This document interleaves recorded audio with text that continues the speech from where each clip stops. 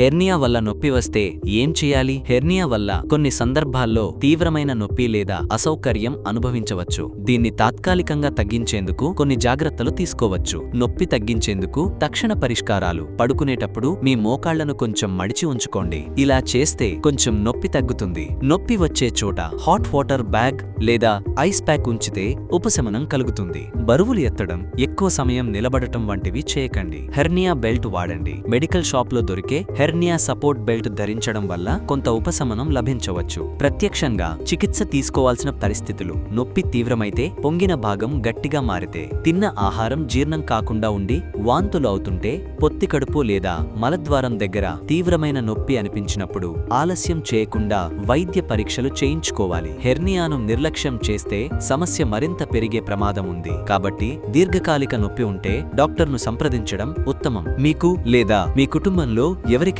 Hernia సమస్య ఉంటే ఆలస్యం చేయకుండా వెంటనే ట్రీట్మెంట్ రేంజ్ హాస్పిటల్ను సంప్రదించండి. మరింత సమాచారం కోసం సంప్రదించండి 9888193334 KPHB హైదరాబాద్.